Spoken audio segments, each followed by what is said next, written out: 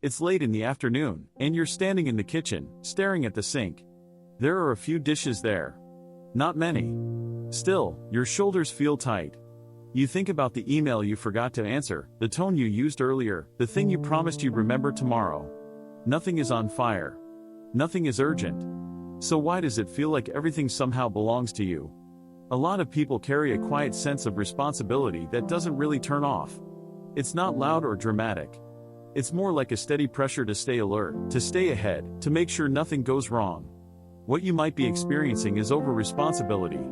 In this video, I want to slow down and explain why it shows up, how it takes shape in everyday life, and why it can feel so heavy even when things look fine from the outside. Over-responsibility is when your mind quietly assigns you ownership over more than what's actually yours. Not just tasks, but outcomes, moods, timing, and other people's comfort. Even when no one asked you to carry it. One common reason is growing up around expectations that were never clearly named. Maybe you were praised for being the reliable one, the one who didn't cause trouble, the one who noticed what needed to be done. No one sat you down and said this was your job. It just slowly became part of how you stayed safe or appreciated.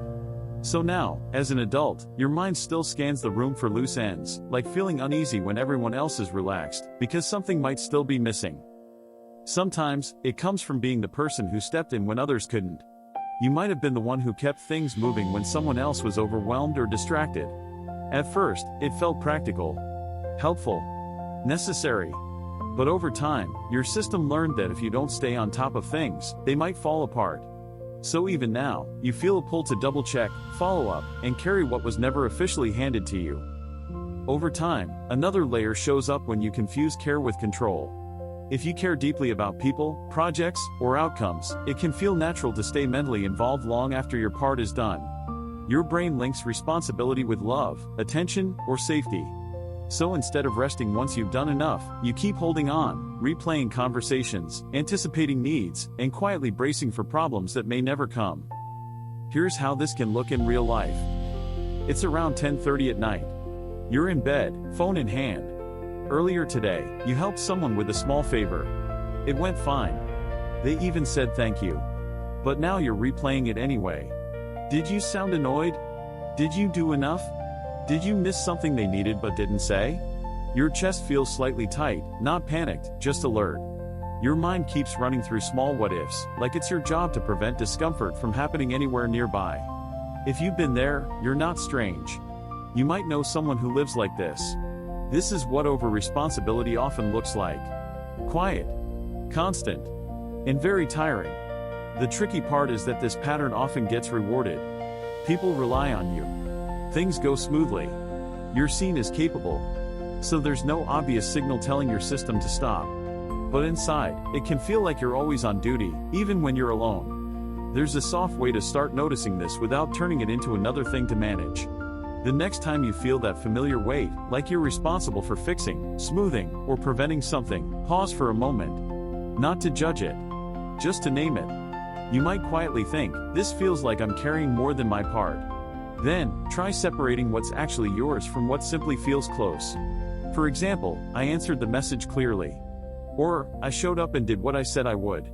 That's it. No extra explanation.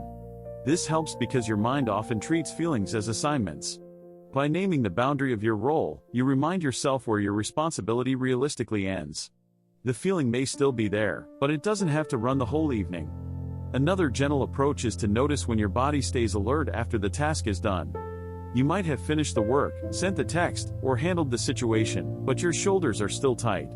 That tension isn't proof that something is wrong. It's often just your system staying online out of habit.